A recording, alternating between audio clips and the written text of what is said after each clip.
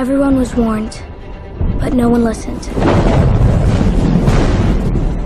A rise in temperature, ocean patterns changed, and ice caps melted. They called it extreme weather. They didn't know what extreme was. In the year of 2019, hurricanes, tornadoes, floods, and droughts unleashed a wave of destruction upon our planet. We didn't just lose towns or beachfronts. We lost entire cities. The East River swallowed Lower Manhattan. A heat wave killed 2 million people in Madrid in just one day. But in that moment, facing our own extinction, it became clear that no single nation could solve this problem alone. The world came together as one, and we fought back.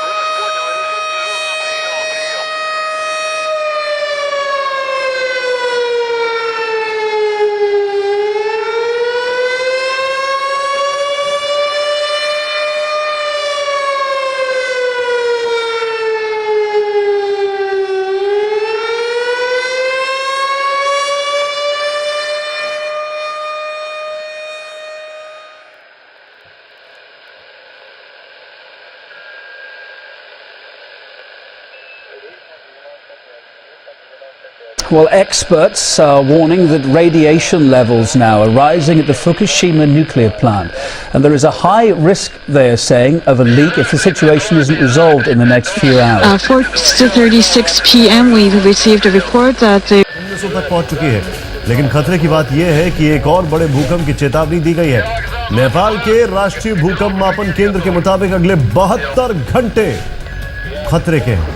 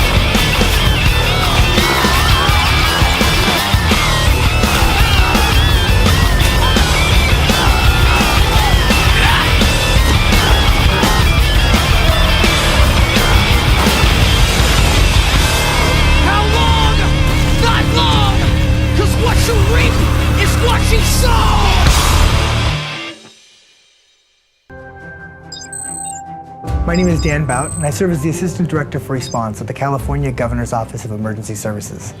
Cal OES is responsible for all disasters that occur in California that exceed the locals' abilities to respond to them.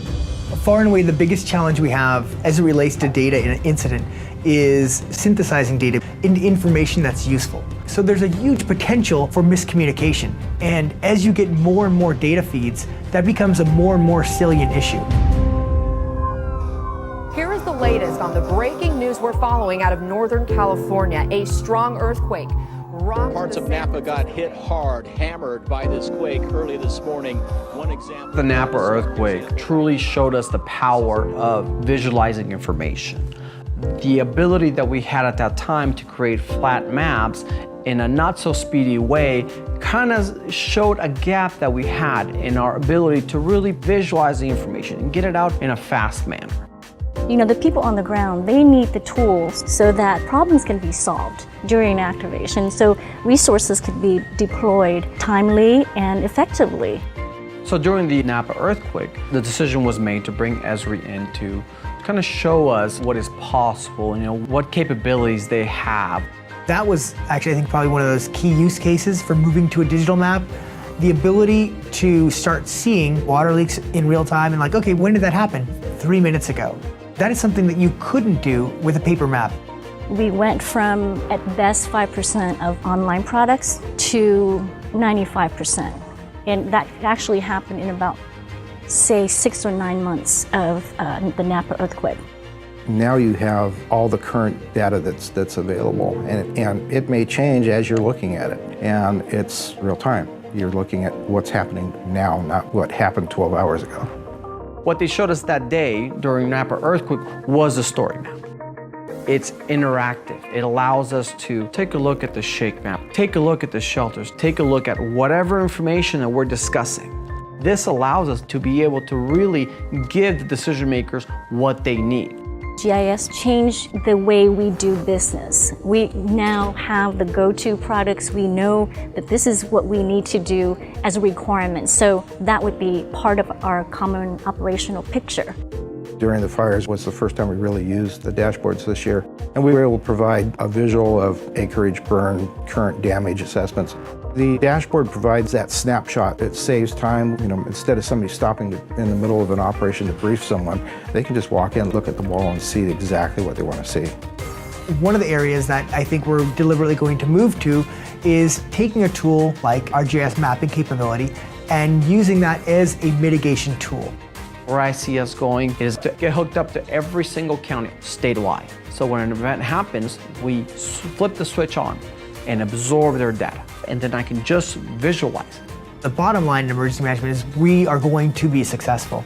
There's not a lot of trying involved. You have to make it work because it's, you know, it's people's lives, it's families, it's their property. I mean, it's the things that are most core to our identity and to who we see ourselves as a nation. The technology is there, and we know that it's available, and we leverage to the best of our abilities. It's my dream come true. I mean, it's great.